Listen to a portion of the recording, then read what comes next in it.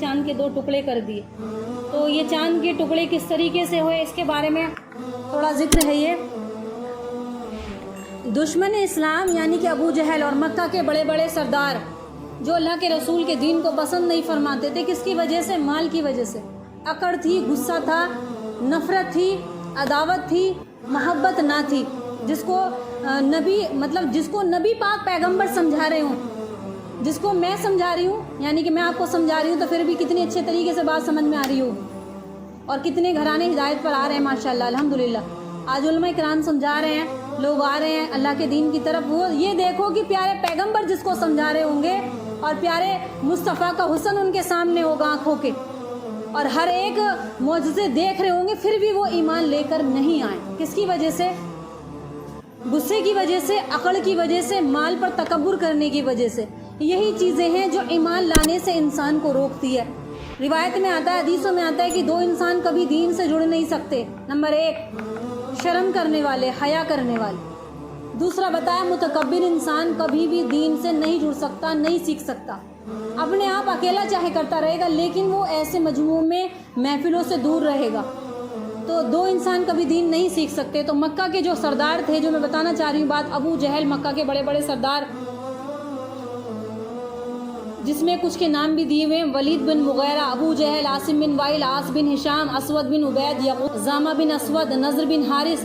یہ مکہ کے بڑے بڑے سردار تھے جو اس وقت جمع تھے. سب نے مطالبہ کیا کہ ہم نبی آپ کو جب مانیں گے جب آپ چاند کے 2 ٹکڑے کر کے دکھائیں. اتنی بڑی شرط انہوں نے رکھی, جب مانیں گے ہم آپ کی بات نہیں ماننے والے. اللہ تعالیٰ نے ان کو مال بہت دیا تھا, عزت تھی, احترام تھا. وہ اپنے سرداری کے گھمنڈ میں اتنے چور تھے, انہیں صحیح راستہ غلط راستہ دکھائی نہیں دے رہا تھا. تو دشمن اسلام ابو جہل نے دین اسلام کو نقصان پہنچانے میں سب سے بڑی کوشش اسی کی رہی ہے. اور اللہ کا کرنا دیکھو, اللہ وَتَعِزُّ مَن تَشَاءُ وَتُذِلُّ مَن تَشَاءُ. اللہ جسے چاہے ہدایت دے. ہم نہیں چاہ سکتے, ہم جسے چاہیں گے اسے ہدایت نہیں مل سکتی. اللہ نے ہدایت کسے دی؟ ابو جہل کے بیٹے حضرت اکرمہ رضی اللہ تعالیٰ عنہ کو صحابی بنا دیا. باپ کتنا بڑا دشمن تھا کہ ہر وقت منصوبے کیا تھے؟ اللہ کے رسول کی شان میں گستاخی کرنا اور دین کو نقصان پہنچانا. اور اللہ تعالیٰ نے اس کی ہر چال کو ناکام کر دیا. اللہ جل شانہ کا دین پہ دن اللہ تعالیٰ نے اپنے نبی کو ترقی دی, اور اللہ جل شانہ کے حبیب حضور اقدس صلی اللہ علیہ وسلم کا نام پوری عرب دنیا میں روشن ہو گیا. پوری دنیا میں آپ کا نام روشن ہو گیا. ابو جہل کا ایک دوست تھا, وہ یمن کا رہنے والا تھا, یمنی دوست, بہت زیادہ گہرا تعلق تھا. اس کا نام تھا حبیب بن مالک تھا. تو اس نے پوچھا, اس شخص نے پوچھا کہ کون سی مشکل تمہارے پر آن پڑی ہے؟ تو ابو جہل کہنے لگا, محمد نے نبوت کا دعویٰ کیا ہے اور کہتا ہے کہ اللہ ایک ہے, اور اس سے بڑی مشکل اور کون سی ہو سکتی ہے کہ اللہ ایک ہے. کہ ہم اتنے سارے بتوں کی عبادت کرتے ہیں, سب کے بتوں, ہمارے بتوں کو کیا کہتا ہے؟ ان سب کو چھوڑ کر ایک رب کی عبادت کرو, ایک رب کی طرف آ جاؤ, ایک رب کی گواہی دو. جنت کی طرف آپ بلا رہے تھے اور وہ گئے کدھر کی طرف؟ جہنم کی طرف. کیوں گئے؟ کیونکہ بات نہیں مانی. جو انسان کسی کی بات سنتا ہے نا, اللہ اس کے لیے آگے راستے اور آسان کرتا ہے. جو سنے بھی نہ مانے تو اس کے لیے راستے ہمیشہ بند رہیں گے. تو اب آگے اس نے کہا اب کیا مشکل ہے اس میں؟ تو حبیب یمنی نے کہا, حبیب بن مالک نے کہا کہ تم سردارین قریش کا جلسہ کرو, سب کو جمع کرو, مکہ کے سرداروں کو, میں بات کروں گا. تو سارے کے مکہ کے بڑے بڑے سردار جمع ہوئے. اس دن جو جمع ہوئے تھے وہ 14ویں رات کے چاند کی رات تھی. کھڑا ہونا پڑا. کوئی طاقت ہے کہ قوت ایسی تھی جو مجھے کھڑا ہونے پر مجبور کر رہی تھی, اور مجھے اسی وجہ سے مجھے کھڑا ہونے پر مجبور ہو گیا اور مجھے کھڑا ہونا پڑا.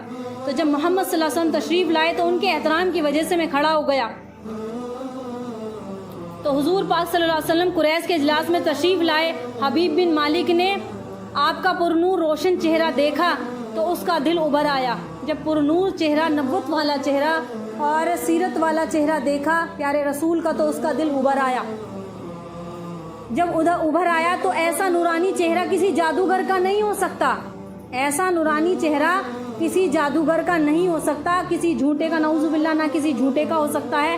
یہ کوئی بہت بڑی ہستی ہے اللہ جل شانہ کی جانب سے جو مبعوث ہوئی ہے. کوئی اللہ کا پیغام دینے کے لیے ہم تک پہنچی ہے. اس کا دل بدل گیا. حبیب بن مالک رسول اکرم صلی اللہ علیہ وسلم کی بارگاہ میں عرض کیا کہ آپ کس بات کی دعوت دیتے ہیں مجھے بتائیے. تو حبیب بن مالک نے جب سوال کیا تو اللہ کے رسول نے بتایا میں اس بات کی گواہی دیتا ہوں، میں اس بات کو کہتا ہوں کہ تم واحد اللہ وحدہ لا شریک کی عبادت کرو اور اس کے ساتھ کسی کو شریک نہ ٹھہراؤ۔ اور حبیب بن مالک نے تھوڑی دیر سوچ میں پڑ گئے، پھر تمام سرداران قریش نے اس کے منہ کی طرف دیکھنے لگے، دیکھو حبیب بن مالک کیا مطالبہ کرتا ہے۔ تو مطالبہ اس نے کیا کیا کہ اس چاند کے 2 ٹکڑے ہو جائیں۔ تو اللہ کے رسول نے فرمایا کہ تم سب لوگ میرے ساتھ آپ مسکرائے اور آپ سب نے سب سے کہا اللہ کے رسول نے کہ سب میرے ساتھ صفا پہاڑی پر چلے۔ حبیب بن مالک تمام لوگوں کو ساتھ لے کر اللہ کے رسول ساتھ لے کر سب کہاں گئے؟ صفا پہاڑی پر گئے۔ خدمت میں آپ نے انگلی سے اشارہ کیا کس کی طرف؟ چاند کی طرف۔ آپ چاند کی طرف اشارہ کیا تو چاند کے 2 ٹکڑے ہو گئے، ایک چاند دوسری پہاڑی پر گرا، ایک ٹکڑا دوسری پہاڑی پر گیا۔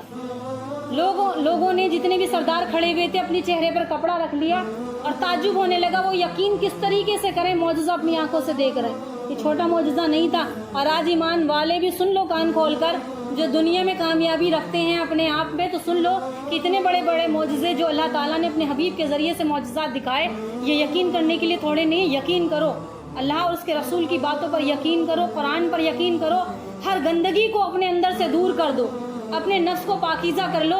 پاک نفسوں پر اللہ کی مدد آئے گی۔ جب نفس پاکیزہ ہو جاتے ہیں، دل پاکیزہ ہو جاتے ہیں، تو اللہ تعالیٰ چلتے چلتے ہماری دعا سنے گا، ہمارے معاملات جو بگڑے پڑے ہیں ان کو صحیح کرے گا، درست کرے گا۔ تو کہنے لگے، تو اللہ جل شانہ سے دعا کی اور آپ کی انگشت مبارک سے چاند کی طرف اشارہ کیا۔ اسی وقت چاند کے 2 ٹکڑے ہو گئے، ایک ٹکڑا جبل قبیس پر گرا اور دوسرا ٹکڑا جبل کان پر گرا۔ اور دیر تک لوگ حیرت انگیز ہو کر دیکھتے رہے۔ حیرت کا یہ عالم تھا کہ اپنی آنکھوں کو کپڑوں سے پوچھنے لگے۔ چاند کی طرف دیکھتے تو صاف 2 ٹکڑے نظر آتا، جب چاند کی طرف دیکھتے تو چاند 2 ٹکڑے نظر آتا۔ اس کے بعد آپ صلی اللہ علیہ وسلم سے کہا اشہدو، گواہ رہو، تم نے دیکھ لیا، اب تو کیا تم ایمان لے کر آؤ گے؟ اب تو تم نے چاند کے ٹکڑے بھی دیکھ لیے، میری بات پر گواہ رہنا۔ اس کے بعد عصر اور مغرب کے درمیان جتنا وقت ہوتا ہے، عصر اور مغرب کے درمیان جتنا وقت ہوتا ہے، اتنی دیر تک چاند اسی طریقے سے رہا، چاند اتنی دیر تک اسی طریقے سے رہا اور چاند اسی طریقے سے رہا۔ تو اس کے بعد پھر ویسا ہی ہو گیا۔ مشرکین مکہ نے کہا کہ محمد نے جادو کر دیا۔ جب لوگ گمراہ ہو جاتے ہیں نا، دل سیاہ پڑ جاتے ہیں، پھر کچھ سمجھ میں نہیں آتی خیر کی بات۔ اتنا بڑا معجزہ دیکھ کر بھی کیا کہا کہ نعوذ باللہ، کیا کہا کہ محمد نے جادو کر دیا ہے۔ پھر قرآن مجید سورہ قمر کی آیت یہ نازل ہوئی۔ سورہ قمر میں اللہ فرماتا ہے، جس کے بارے میں اس واقعے کا ذکر ہے قرآن مجید کے اندر، سورہ قمر کی آیتیں، اقترب الساعۃ وانشق القمر وَإِن يَرَوْا آیَةً يُعْرِضُوا يَقُولُوا سِحْرٌ مُسْتَمِرٌ وَكَذَّبُوا وَاتَّبَعُوا أَهْوَاءَهُمْ وَكُلُّ أَمْرٍ مُسْتَقِرٌ لَقَدْ جَاءَكُم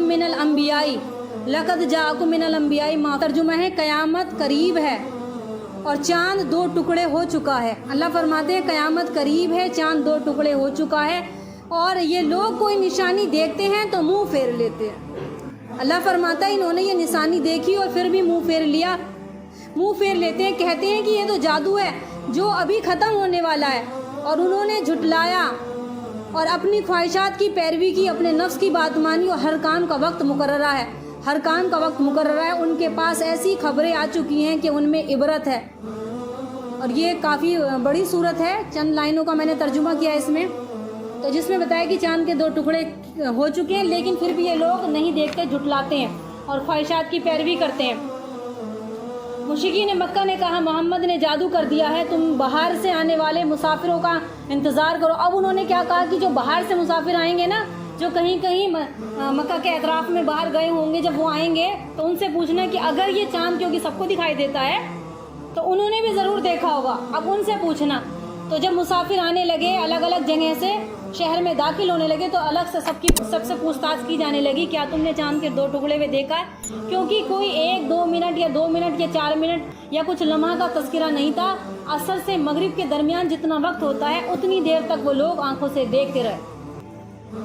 تو جب لوگوں سے دریافت کیا گیا، ہر طرف سے آنے والے مسافروں نے اپنا مشاہدہ بیان کیا کہ ہم نے شق قمر دیکھا ہے، ہم نے چاند کے 2 ٹکڑے دیکھے ہیں، مگر ان شہادتوں کے باوجود بھی وہ لوگ ایمان نہیں لا سکے۔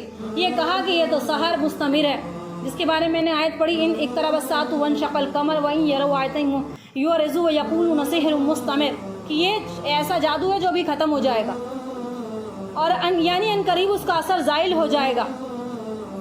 تو یہ واقعہ تھا کہ وہ لوگ پھر بھی ایمان لے کر نہیں، لیکن وہ شخص جو تھا حبیب بن مالک وہ ایمان لے کر آ گیا، اللہ نے اس کو ہدایت دے دی۔ تو اللہ تعالیٰ سے ہدایت کی دعا مانگو، جو چیزیں بتائی جا رہی ہیں نا اس پر عمل کرو، اللہ تعالیٰ ہمیں ہدایت ضرور دے گا۔ باتوں پر عمل کرو، سنو، اور سننے کے بعد اس چیز کی چاہے تحقیق کرو،